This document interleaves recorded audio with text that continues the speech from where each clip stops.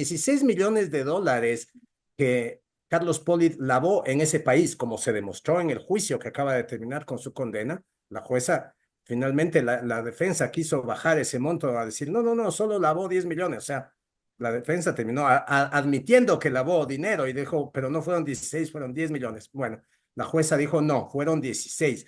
Y esos 16 millones de dólares que lavó en Estados Unidos ¿venían de dónde? Venían de las coimas que él cobró en la época del correísmo. Que Carlos Polit era el factotum de todo el esquema de corrupción durante el Así gobierno es. de Correa. Si no fuera por Correa, porque él lo manejaba todo, era el hacedor y el deshacedor de todas las cosas, Polit no hubiera sido elegido contralor 3 veces. Además que eso es humillante, ¿no? Mintiendo, obviamente mintiendo, está diciendo que Lucio Gutiérrez le obligó a hacer algo. O sea, Lucio Gutiérrez le tiene A pisado él, sí. el Dejo, Lucio cachete Gutiérrez al... le obligó a él a hacer algo, sí. Es lindo. Sí, ya te puedes imaginar. Y además, supongo que Lucio Gutiérrez lo siguió obligando pistola A en todo, mano a durante los todo. 10 años siguientes, ¿no? O sea, y ahora tienes que volver a nombrar a Pollitt en el 2012 y ahora lo tienes que volver a nombrar, carajo, en el 2017 y el otro pobre obligado porque no le quedaba más, pues. Esto es Politizados. Una tertulia de Diario Expreso sobre actualidad y política. Yo soy Martín Payares.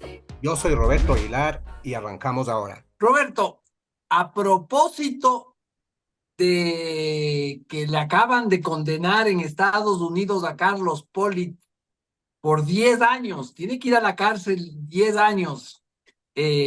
Bueno, ha apelado la sentencia, pero por lo menos, por el momento, esa es la sentencia, 10 años de cárcel.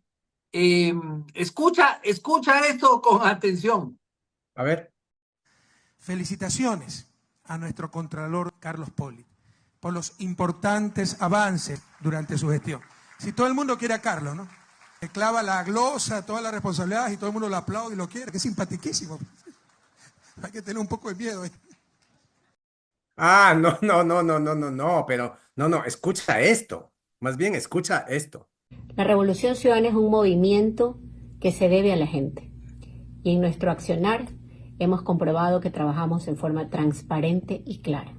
Por eso rechazamos categóricamente que hoy se nos pretenda vincular con el procesado e investigado señor Carlos Polit. Nuestro accionare, dice, nuestro accionare. Oye, yo tengo la teoría de que cuando los políticos se inventan palabras que no son, como esto de nuestro accionar, es porque hay palabras que no quieren decir, ¿no es cierto? O sea, accionar es poner en funcionamiento, es un verbo en infinitivo. Accionas una palanca, accionas un botón. Accionar es poner, o sea, accionar no es el conjunto de acciones. Lo que Marcela Aguiñaga no quiere decir es nuestras acciones, porque si habla de nuestras acciones, no puede ocultar que sus acciones apestan, porque sus acciones son de lo peor y ahí está Carlos Polit para demostrarlo. Claro, nuestro De hecho, accionar. de hecho, el lenguaje de los políticos es una especie de polígrafo, ¿no? O sea, ya se inventan una palabreja, ponen la palabra que no es, hablan impropiamente, no encuentran la preposición que corresponde, es porque están mintiendo. Es que es el mismo principio que el polígrafo. Se ponen nerviositos, saben que mienten, entonces empiezan a Nuestro verbalizar. accionar. Es un polígrafo verbalizado. Sí. Bueno, es que este audio que me hiciste escuchar de Marcela Aguiñaga es un monumento a la sinvergüencería.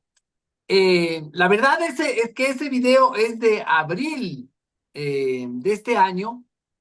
Aguiñaga era todavía presidenta de la Revolución Ciudadana, accionare, Y el juicio de Polit estaba empezando. y el juicio a Poli recién estaba empezando. Entonces empezaron los de la Revolución Ciudadana empezaron a desmarcarse de Polit al inicio de este juicio, ¿no? lo cual es Ahí otro polígrafo.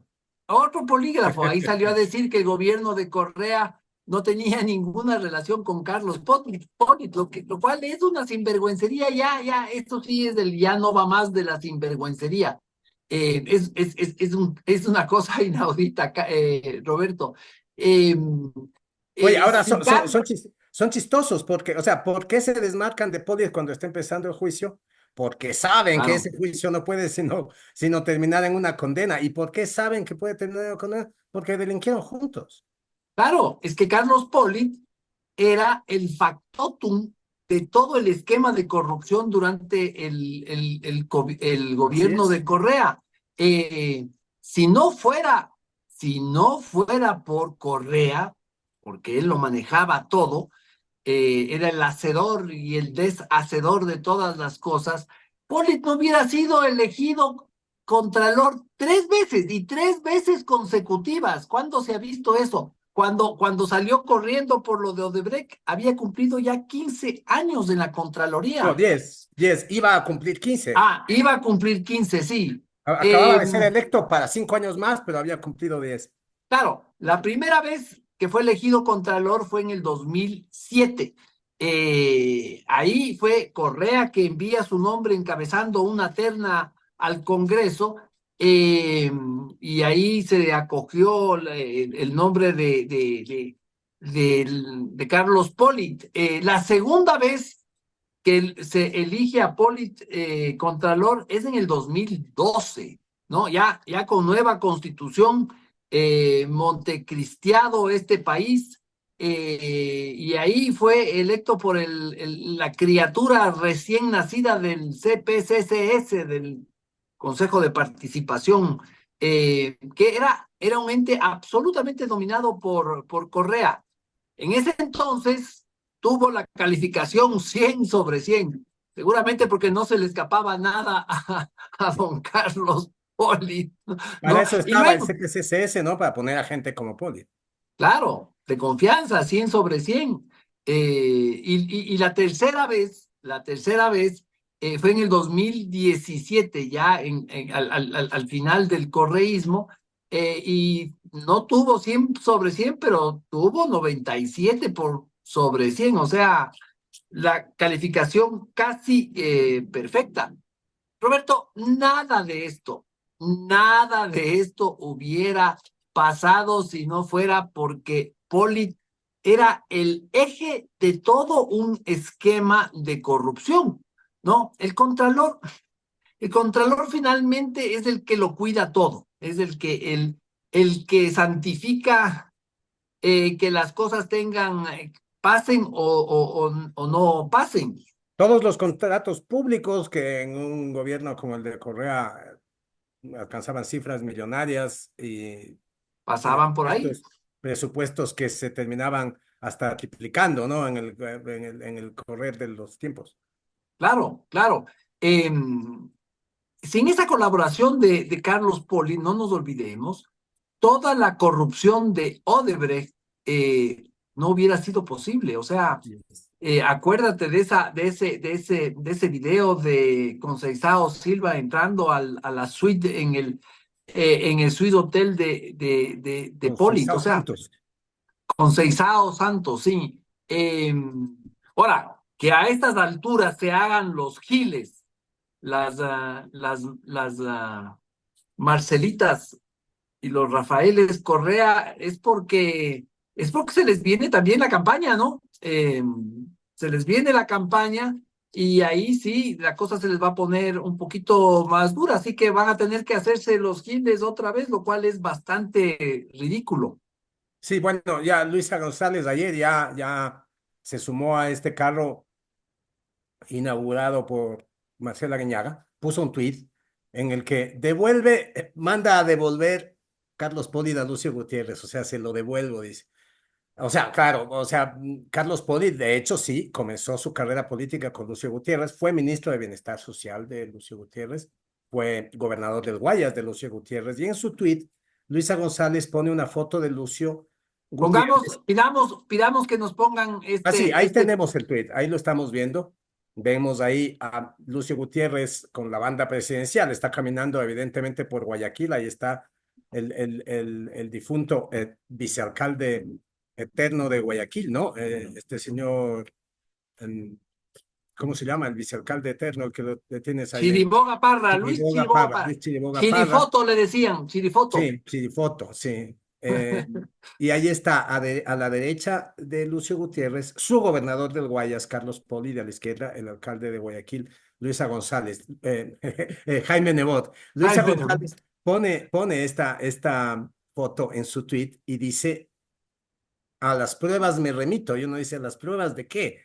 O sea, eso dice la descarada. La verdad, Martín, la verdad es que los 16 millones de dólares que Carlos Poli lavó en ese país, como se demostró en el juicio que acaba de terminar con su condena, la jueza, finalmente la defensa quiso bajar ese monto a decir, no, no, no, solo lavó 10 millones. O sea, la defensa terminó admitiendo que lavó dinero y dijo, pero no fueron 16, fueron 10 millones. Bueno, la jueza dijo, no, fueron 16. Y esos 16 millones de dólares que lavó en Estados Unidos venían ¿de dónde? Venían de las coimas que él cobró en la época del correísmo. Vos tenías la lista, ¿cómo son esas coimas? ¿Quién le pagó esas coimas? Sí, ¿Quién le pagó esos yo 16 tengo, millones? Solo yo esos tengo, 16 millones, porque la fortuna de Polit, mala vida, asciende a mucho más que eso, ¿no es cierto? sí, porque esta lista, yo la tengo acá, esta lista tiene que ver con lo que Odebrecht le pasó de coimas a Poli. Sí. Habrán otras cuentas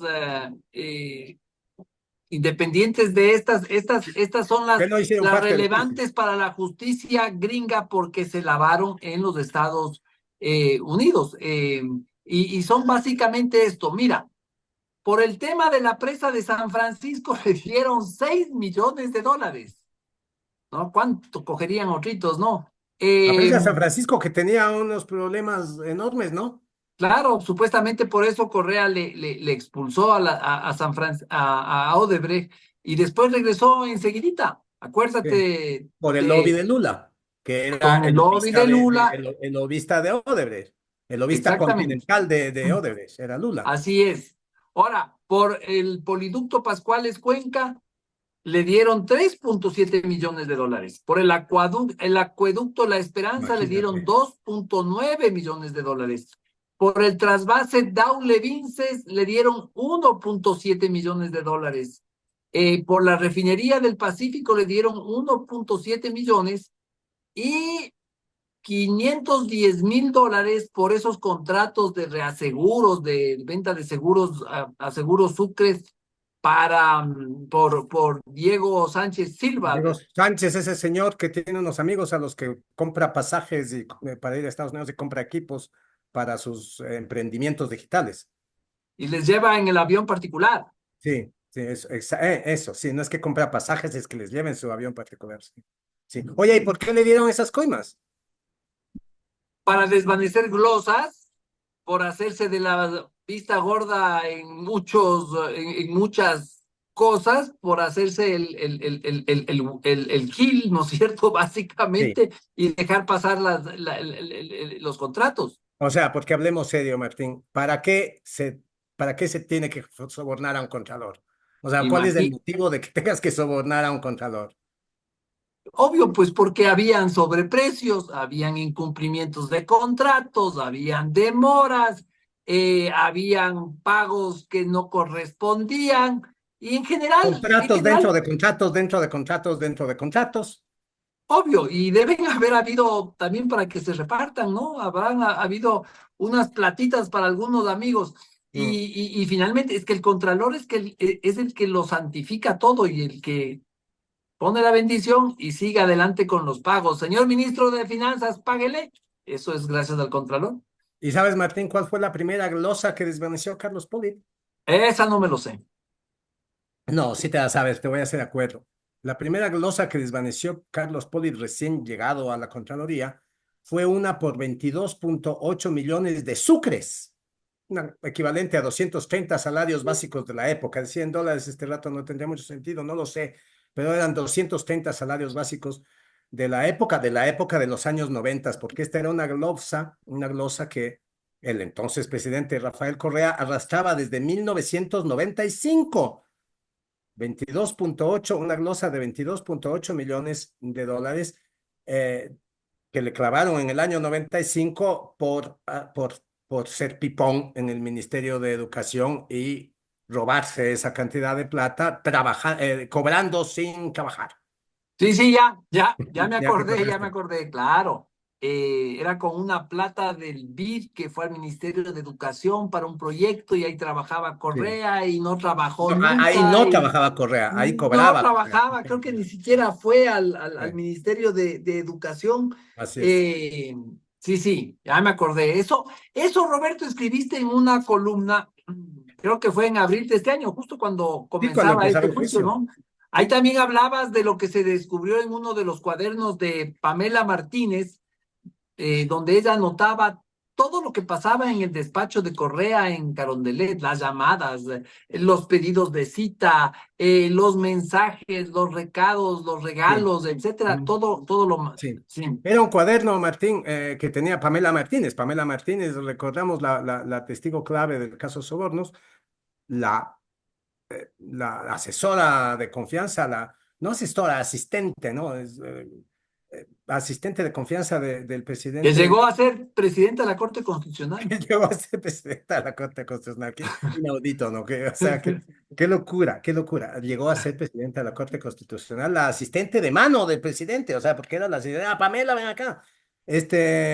Y esto de lo que estamos hablando es un cuaderno que no es el famoso cuaderno en el que llevaba las cuentas de los sobornos y que tanto ha sido eh, vilipendiado por el correísmo, ¿no? Diciendo que es un invento. Ya, bueno, este cuaderno este cuaderno que estamos hablando no es ese que dice que se inventó, no, no es ese cuaderno, es otro.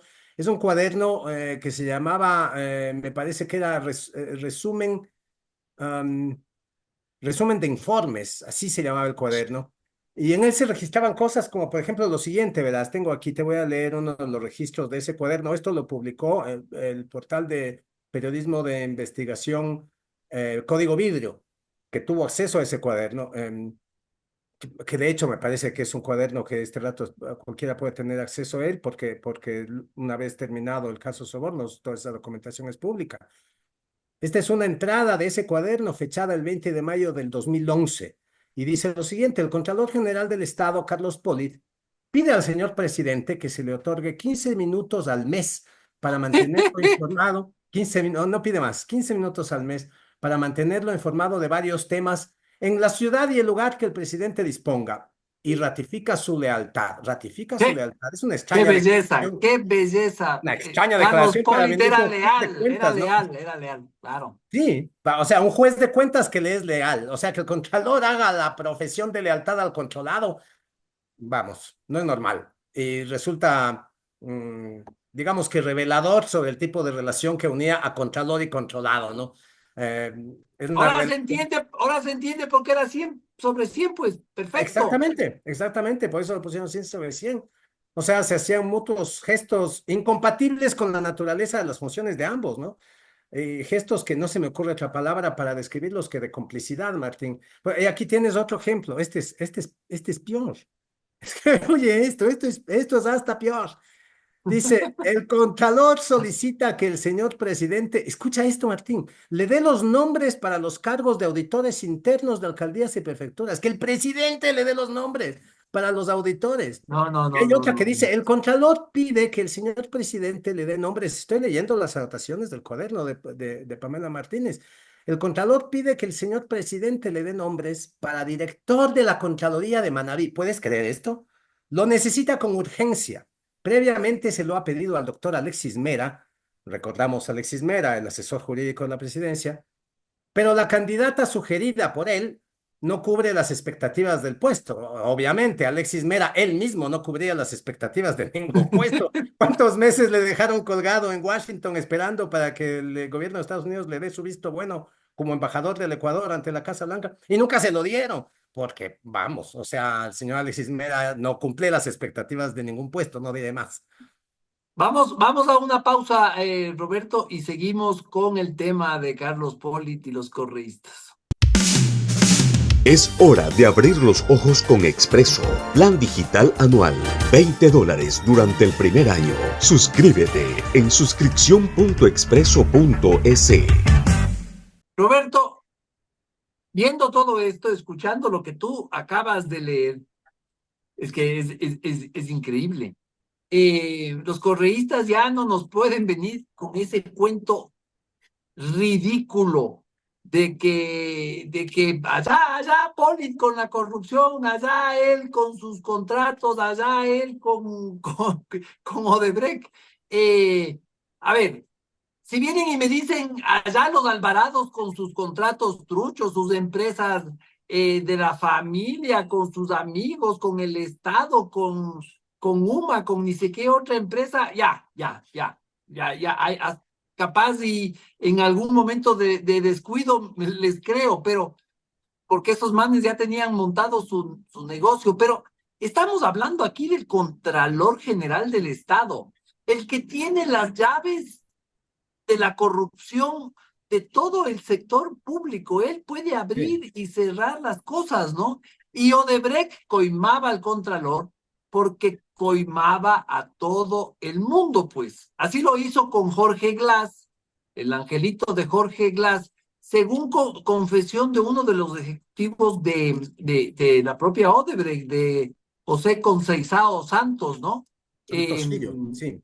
Sí, lo que dijo Conceizao Santos sobre las coimas demostró que todo es cierto, ¿no? Y si dijo eso de Pollitt, porque se lo ve, incluso se lo ve, no solamente en el juicio, sino que se lo ve en un video, porque él declaró en el juzgado de Florida y dijo que sí, contó igualito lo que vimos en el video, que había entrado ahí y le dio la plata y que no le gustaba que le den transferencias porque Poli no le gustaba, a él le gustaban los billetes sonantes y constantes, ¿no? Entonces, si dice eso, ¿por qué iba? Hijo, aquí hay unos rayos terribles. Estamos en tormenta de rayos que se agradece porque por fin está lloviendo en esta ciudad. Ojalá se asiente la ceniza, Martín.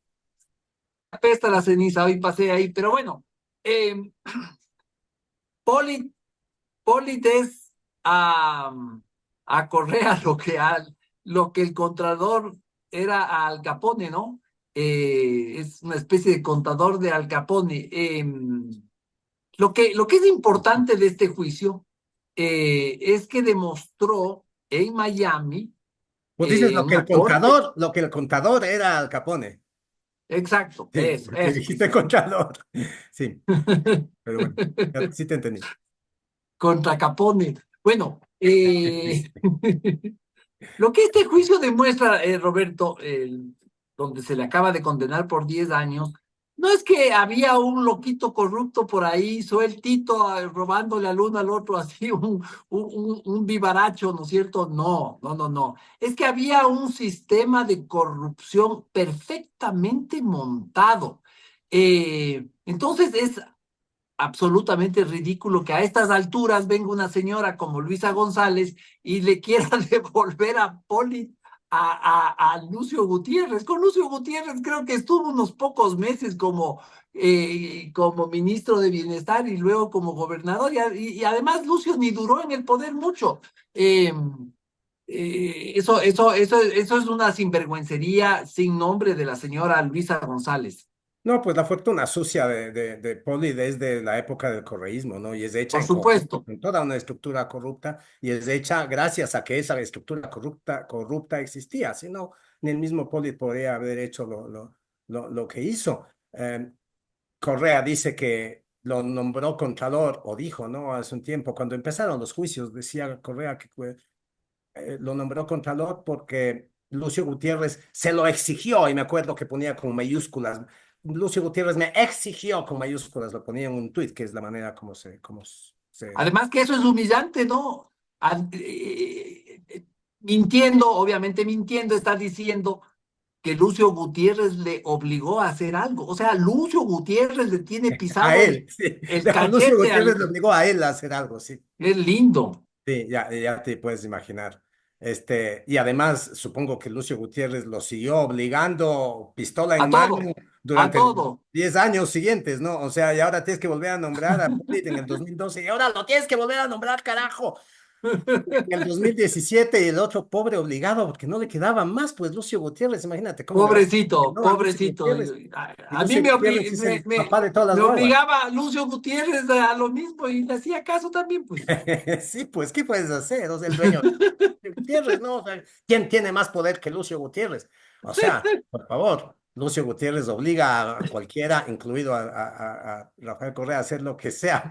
Pero ¿sabes lo que más me agrada a mí de esta sentencia, Martín? Es que con esta sentencia, para las personas pensantes del mundo, se viene abajo la teoría esta ridícula del lawfare, ¿no? Que ahora hasta en Claro, España está ganando adeptos. Esta cosa del lawfare, esto de poner en duda los sistemas judiciales que terminan condenando a los políticos corruptos de la izquierda continental. eh, a Lula, todo lo de Lula es lawfare, lo de Cristina Fernández es lawfare, lo de Correa, por supuesto, es lawfare, todo es lawfare, ¿no es cierto? Eh, y gracias a esa teoría del lawfare es que todos estos corruptos pueden circular tranquilamente por el mundo, porque finalmente hay toda una corriente de opinión que los sustenta y que sostiene la teoría de que son perseguidos políticos y que en realidad todas las sentencias y todos los juicios que les montaron fueron forjados. Pero ahora resulta que Pollitt ha sido sentenciado no por una corte ecuatoriana, no ha sido sentenciado por el juez, ¿cómo se llamaba? El juez que sentenció a Lula. Moro, no, Moro.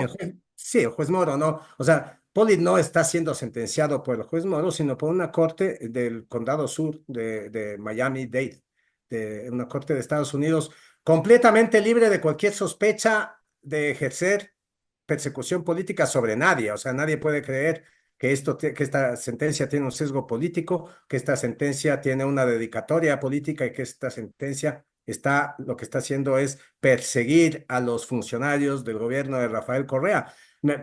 Mira, gracias a esta teoría del lawfare que ahora se viene abajo porque si el contralor del Estado resulta ser un corrupto teniendo la llave de toda la contratación pública del país, de todo un largo periodo de 10 años, y resulta que este señor cobraba coimas de los empresarios que participaban en esos concursos de contratación Claro. pública.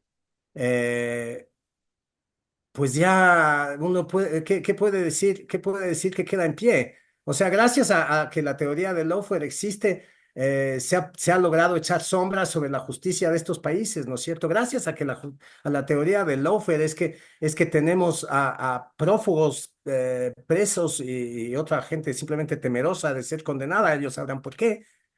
Refugiados como refugiados políticos en México, gracias a la teoría del lawfare, es que una persona como Andrés Manuel López Obrador puede hacer lo que hizo, darle asilo político a un delincuente convicto, a un delincuente que estaba en prisión y que se escapó de sus medidas cautelares para refugiarse ahí. Le dio asilo político siendo un delincuente por delitos comunes, condenado con sentencia ejecutoriada. Y gracias a esa teoría del lawfare, Martín, tenemos, y esto es lo último y más grandioso, tenemos una candidata a la presidencia de la República, la señora Luisa González, que va a México, se saca una foto con un sentenciado por corrupción, sentenciado por el caso Soborno, sentenciado por ratero, se saca una foto con él, el señor Vinicio Alvarado, y dice que ese sentenciado va a dirigir su campaña electoral. Diana Tamaín, favor atender. Es hora de abrir los ojos con Expreso. Plan digital anual. $20 durante el primer año. Suscríbete en suscripción.expreso.es.